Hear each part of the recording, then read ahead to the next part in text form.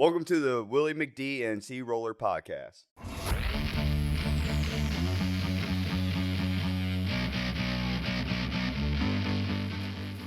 I want to talk about something I saw on Facebook. There was a post on Facebook talking about semis and electric vehicles, and a lot of people talk about how in history people didn't adopt the combustion engine. They said that horses and buggies were fine and that people would never use the combustible engine.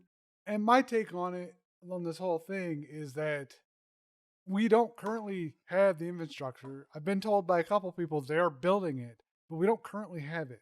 There are places and charging stations being built, but even the ones that are being built aren't meant for semis. Well, my take into it is that they're trying to push things, that's supposed to be in the future too early, and I think it's just going to fail because they're going to have a lot of problems with these electric trucks and electric semis. They're going to have problems with these USPS delivery vehicles, per se, because the USPS, they start investing money onto their electric vehicles, but they do not want to go like all in with it. They want to stick with the gas. One of the big things about this whole topic is just the fact that we've been there and done that before. Like the EV1 was a classic electric car from way back in my dad's era. Even then, it died out. Like, this isn't the first time we've had electric vehicles. It was a fad then, and it could be a fad now, or it could be better. Let me ask you this though: how many people drive a hybrid? Not very many, but the biggest thing I have a problem with is that there are very little charging stations. Like, the further inland you get, like you go out on the East Coast, like I've seen the maps of charging stations. You go on the East Coast or the West Coast, and there are charging stations all over. But Right. you get further inland towards the Midwest and stuff, and they are few and far between. They are just now starting to build them. And people act as if they want us to adopt it now and adopt the stuff now, but it's not there for most people. Right. I know a lot of these gas companies, they were trying to push out this cheap gas. It was called like E85 gas, ethanol corn gas. But It's more. did you know that gas actually causes more harm to the ecosystem than what actual gasoline does? I did not know about the ecosystem, but I do know that in older cars, it is actually bad for the cars because it eats away at the seals of older cars. First of all, like he brought up about the horse and buggy. Now, what I know firsthand about this is my mom, when she was a young girl, of course, my dad was born in 1909. My mom was born in 1920. There was very few cars. She used to get up in the morning and they would go from Defiance to Findlay, and she would have to go out and hook up the horse and buggy, and they would use that horse and buggy to travel to. And a lot of people used to say that there's no way that people are going to have cars. Nobody, you could only be rich to afford a car. And most of these people that were farmers then, they thought they would never have tractors, Right. and cars to be doing the things they do. But as time went on, after World War II, a lot of people started having them. Yeah, but going from that point to that point took a long time to actually accomplish it. Right. But what my point is, it's the same thing with electric cars or trucks, electric semis, and stuff like that. It takes time. And not just try to push it right away on people. And we have really, really violated our infrastructure. If you look at everybody in government, they talk about, well, we want to do infrastructure, and then when they come up with how much they are going to put in the infrastructure, the other side will say, no, we can't afford it. So I think that if we all get on the same page, I think within the next 10 years, maybe 15, that people will be able to afford electric vehicles. I have nothing against having electric vehicles. No, like none of us are against having electric vehicles. The problem is like when they're telling you now, like if you don't like the gas prices now, go out and buy a electric vehicle. On that one, I think a lot of people underestimate how poor people really are. Like, if they could afford to go out and get an electric vehicle, they could also afford gas. So if we can't afford the gas in our cars now, what makes you think we could afford the electric vehicle? It's a circular logic. Yeah, but you got to look at it this way. Back in those days, that, like I say, in the early 1900s, the average person could not afford a vehicle. And they're able to afford horses, though. Yeah, I mean, you have to save up for it, but the thing is, like, saving up for something isn't an immediate process either. No, I agree. But I'm just saying, what I'm trying to get at is people were against going to gasoline engines. I'm not back then, and they thought of all kinds of reasons why not to. Well, I'm not against electric vehicles in any sort of mean. I am just simply saying that I don't think that we are ready, because the infrastructure seems to be working for particularly the charging stations and the grid for electricity and all this other stuff. It seems to be there for like the coastal states where a lot of people live. But when I drive, I can go down the street, get gas in my car. I can't do that for an electric vehicle. I have to drive to another town over to a business that I don't know whether or not their charging station's meant for an employee or a customer. Like, I have to question whether or not that charging station is even meant for me. Can I ask and something? It's certainly not for semis, which is where the original topic came from. Right. Yeah. Well, it's not like I don't agree with what you're saying. I'm just saying that we need to do something about it, and is our electric. I mean, if you really think about it, look at Texas. They lost their grid. Now, what will happen if we do this where we use a lot of electricity and we lose our grid here? Now, all of a sudden, you're going to have people stranded with their electrical cars. Our electric system in the United States, it's barely holding together. There are brownouts and blackouts all over the place. I just want to ask one thing, though. Like, if everything was electric, who would run the electric Phillips? Don't you think that the electric companies will actually become how the companies like BP, Sunoco, and all them are right now? I know Tesla has its own stake in it. And I but let's say Ford, Chrysler, GM. Like, what would happen if they start making their own, like, Phillips stations, not compatible with each other? They already kind of do, because I know Tesla's got its own. So now you're going to have all these filling stations for a certain model of cars. Yeah, they would have to be universal, and they're not right now. At the current moment, I think they make adapters to go back and forth for certain ones, but I think Tesla is very, very strict about that. You can only do Tesla at Tesla, but you can use an adapter for another place. So that's another money out of your pocket that you got to buy adapters for. I think the vehicle should come with an adapter for every model that's electric. If we made a council group like USB or HDMI standards for charging port standards, I think that could be a thing we could overcome. But that's one more thing that we have to adopt and change. Okay, so it's one more hurdle in the way of an electric vehicle. But the other problem, and something that my dad brought up, which is, what about when the battery dies? You have to get a new one. That's still waste. Yep. We need to do something about how long those batteries live. Not just how long you get on a charge, but how long those batteries live for their full lifespan. I just don't like the fact that they're selling these people basically prototype electric vehicles. They don't know how long everything will last. They don't give you lifetime warranty on those batteries. You're just getting factory. No, I did want to bring up, so you said something about the post office trucks.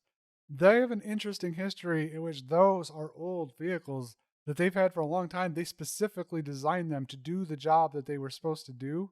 And they're not giving those up because they don't have the money to afford new vehicles. I mean, they had a problem just a few years back where they almost went bankrupt. So they can't afford new vehicles. No, because they're not getting funded enough. So that's a problem for vehicles like that. They can't switch over to electric. I'm not saying that they should be charging more money for stamps. It's just a stamp. But they're only charging, like 10 cents a stamp, 15 cents or something like that. And they're not making any money off of people mailing things in. Sad thing is I actually prefer the post office over FedEx. UPS isn't bad, but FedEx for me I have struggled with because I end up having to drive to their warehouse to pick up my stuff every time any type of signature is required, because they deliver on days and times in which I'm always at work. So I have problems with FedEx. I'd rather people use the post office to ship stuff. because at the very least I can go up to the post office. Well, can I say something about that? Yeah, go ahead. The thing about it is, you talked about, how much it costs to mail something, right? A letter or whatever. Do you realize that our government gets free postage? And do you realize how much of that stuff that they send out that is garbage that they send out and they're getting free postage for it? So there's a loss of money right there. Yeah. Does this include political things? Yes. Because I absolutely hate that garbage. It goes directly in the trash. But I'm saying the post office has to deliver it, and a lot of those things are free because they're government employees. That is dumb. So they don't have to. They're wasting money in they're wasting money in the post office. They're also wasting space in a landfill. Yes, I agree with you. I mean, this has been a subject that's really got me uproared about it, because I feel that if I have to pay, to send a letter, then our government should have to, federal government, state government. I don't know about local government, but all these here government agencies that gets free postage should have to pay for that postage. They should. They should. And speaking of things that you wanted to talk about, what is it that you wanted to talk about today? Well, he wanted to finish off from like a previous episode that we did on the podcast. How people, from my dad's time, when he retired, to the way things are today, how a person has to prepare for retirement. And, one of the things is, back during World War II, they used to have this thing called U.S. savings bond. And you could take and buy this savings bond from where you worked at, being like, you pay like maybe, let's say $17 for that savings bond. After 7 years, that matures to $25. And so a lot of people used to buy these savings bonds from where they worked at. And they did this all the way up into the 80s. And now I think the only way you can buy a savings bond is through a bank. Well, you can still buy savings bonds? I think you can. But you have to go to the bank. I'm going to research that. The last time I've ever heard of a bond was one I had as a child. So I don't know if that's still true or not. But I know, like, as of the 90s, that was still a thing. Right. But I'm saying, though, they kind of, I'm talking about like where your employer, buying one from your employer, having it taken out of your pay. Oh. Stocks. But, I do believe my 401k has stocks and bonds. Yeah, but that's totally different. The bonds that we're talking about is gave from the federal government. Okay. You would buy this, and what you would do is, and a lot of people would buy these bonds and give it to their kids. They would buy these bonds and that. Can I ask something, though? Is it tax-free if you withdraw it? Okay. Yes, it was, where today, you get in a 401k, they offer you the 401k and blah, blah, blah. But another thing I wanted to go to is that.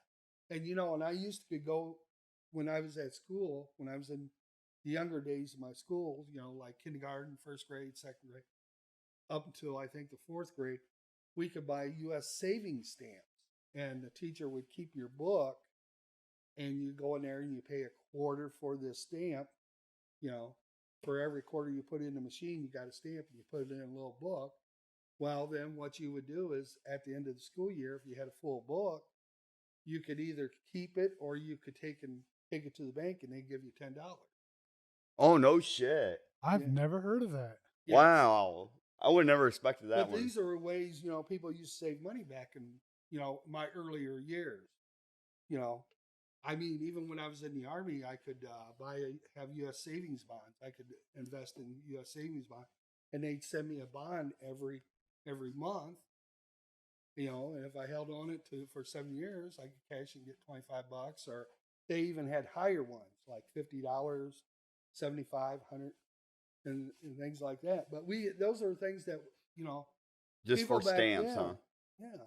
People used to, that was one of the ways they would save for the future. Let me ask you this: like, when you watch a movie that took place back in the 50s, sometimes you see scenes where people are collecting stamps. Is that what it was? No, these were stamps that were put out by the U.S. government.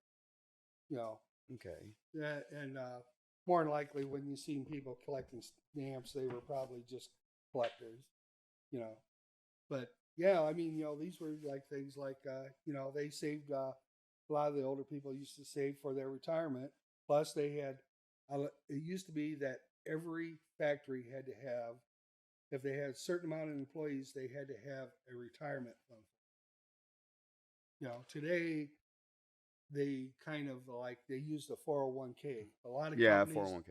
a lot of companies, and the thing about 401k, some companies will put money in there, match their employees dollar for dollar or whatever, their percentage that they agreed upon.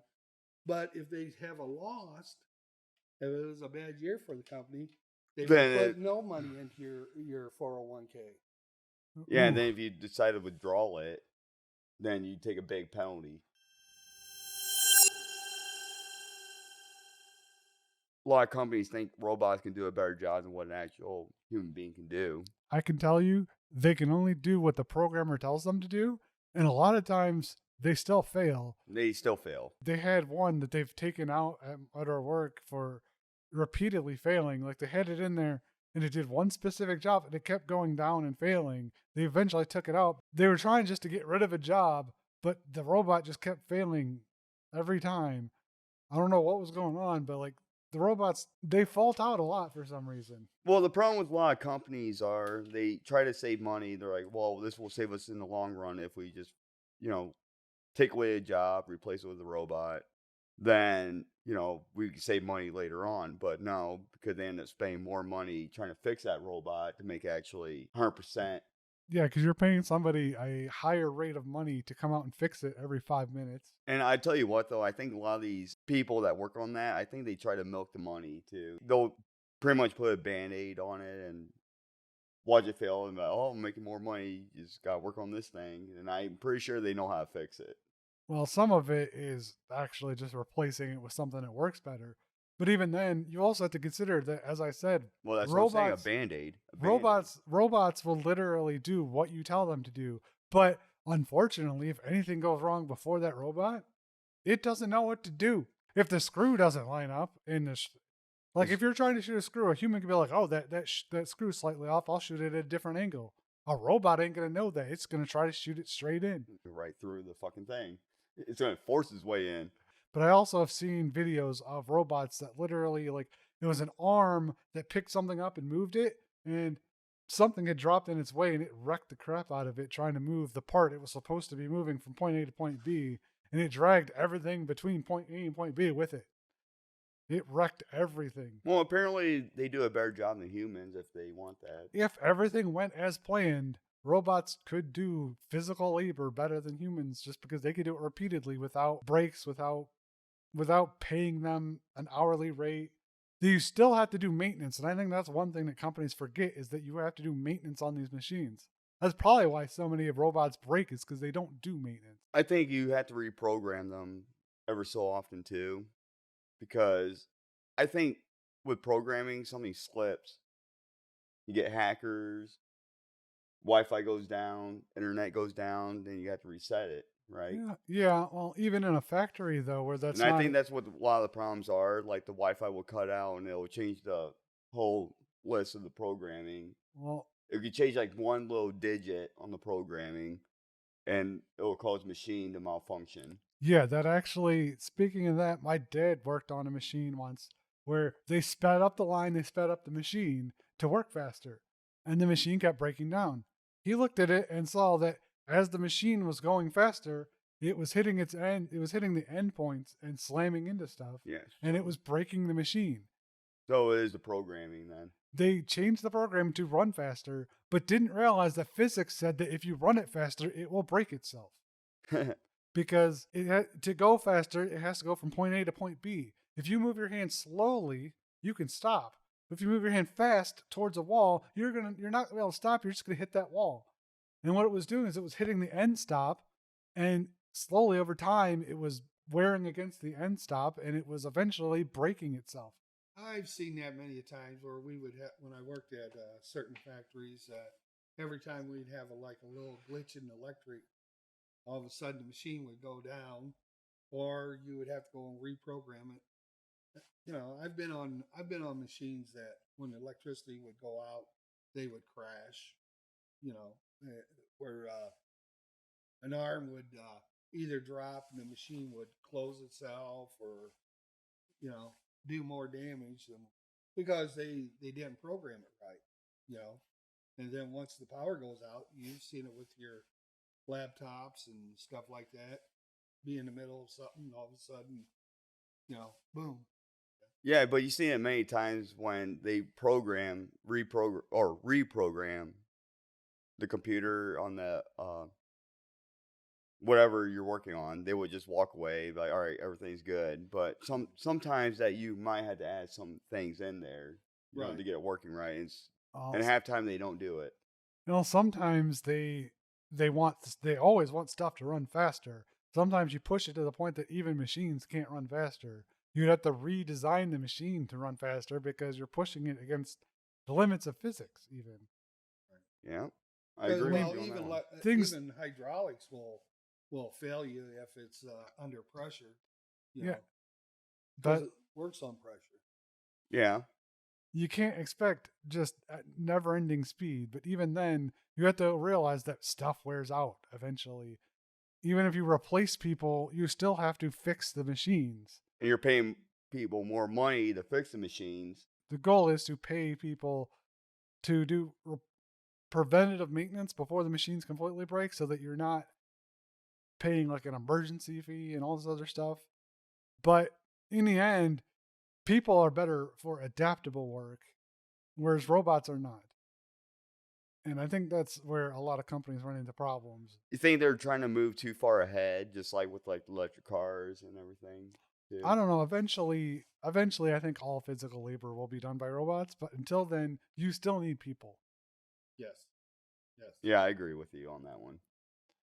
I think some of the last jobs that are going to be left that are manual labor are going to be the skilled labor jobs of like Skilled trade welding, labor. electricians, maintenance, because those jobs at the moment can't be done by a robot because you have to think and analyze, and we haven't gotten to that point where AI is good enough to analyze the problem and then fix it. Well, I don't like it where they're saying that, yeah, we're bringing more jobs in, but then they take it away by bringing in a robot. How do you bring more jobs in when you're eliminating jobs with a robot? I think it's an equilibrium. I think that's what it is they don't want they want to claim that there are more jobs, but they don't want to pay people more jobs, pay more people for the jobs. Well, one robot gets rid of, I would say, probably like 5 jobs right there. Not always. I've literally seen 1 for 1. And that saves them money, 1 for 1. But then they move that person to another area to do another job. Yeah, would they add a robot over there? Eventually they'll get rid of everybody. But Yeah. as I said, that's not going to happen right off the bat. I had this idea on how to make a McDonald's work purely on robots, but it would take a lot of automation and a lot of careful things, and I don't see it happening anytime soon. No, not at all. I don't either. No. Well, the thing about it is you can have robots doing jobs and stuff like that.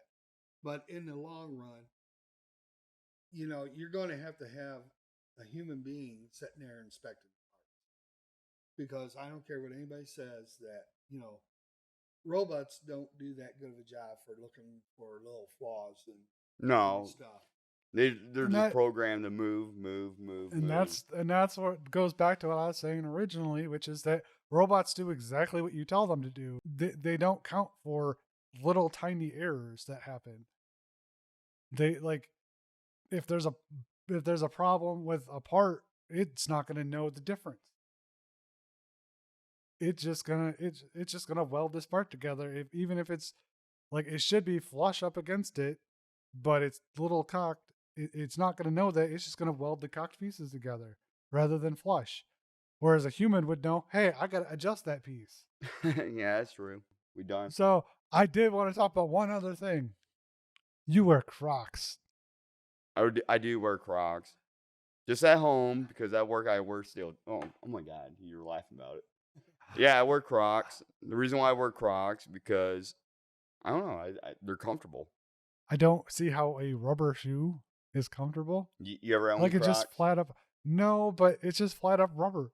Yeah, you And buy yourself a pair of Crocs and let me oh, see. so many people I know wear Crocs without socks, and rubber on my feet. Does No, not well, I feel always good. wear socks with my Crocs. Well, that's good because you'd hate to get a sunburn in the shape of Unless those I'm circles. going out fishing, yeah, I'll not wear socks, but Now I know that you did mention that when you go out fishing, like if you have to go out in the water, you don't have to take your shoes off. exactly. But And they're easy to clean. they make shoes for that. There are specific water shoes. For example, I'm gonna do an example right here, and I was filling my rider lawnmower up, right, and my fiance was like, "Hey," and I looked over, and I'm still pouring the gasoline, and then when I did that, I was sitting there pouring the gasoline on my foot, and Well, the that's your own. gasoline got like all over my feet and everything, and I'm smoking a cigarette at the same time. Now I'm like, "Oh shit!" Well, that's your own fault though. Well, don't sit there and call for me when I'm trying to do things, and I'm going to turn my head and I'm going to miss everything. But like I think they're ugly shoes, and I don't see how they're that comfortable. They're just rubber, like silicon rubber, and I just I don't think understand because you're being like all down, downing on Crocs when you never own a pair. I mean I know they're coming out with other colors now, but the original color was horrid. They only had like what, black and that weird. Well, I green. got the badass Crocs, they're like army green. So Yeah, and I think I don't like that color. you don't like army green? You like what's your favorite color? My favorite color is blue. You Well, haven't they got noticed. blue Crocs. Yeah, I guess maybe. Which your If I ever tried it, I'd have to get the blue ones. I'm then, not but- wearing no Crocs. I'm not gonna wear 'em. I mean, I even like during hunting season, I wear my Crocs. I don't. I think they're ugly. I mean, they're ugly as fuck, but So like, you even admit they're ugly. I mean, they're ugly, but they're comfortable. And I mean, yeah, they suck when you're hunting because I got to cross brush and everything wearing those suckers. But I'm like, well, it's a sacrifice I would like to, I'm willing to take for them. So you wouldn't wear them while you're grinding, using a grinder, huh? Oh, no, that fuck would be no. a terrible idea. I mean, socks or no socks, you're gonna have a problem. It's kind of funny story. We're using a grinder and trying to cut a bolt off, and I was wearing my Crocs, and that shit, fucking, those sparks were like hitting my socks, and it burned. Yeah, that sounds like a problem. Anyways, with that, I'm gonna leave us. Thanks for watching CRollur and Willy podcast. Thanks for our special guest, Richard, being here. He'll probably be in more videos and the podcast later on. But thank you guys for watching.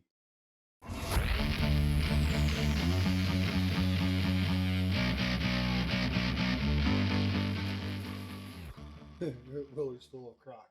Huh?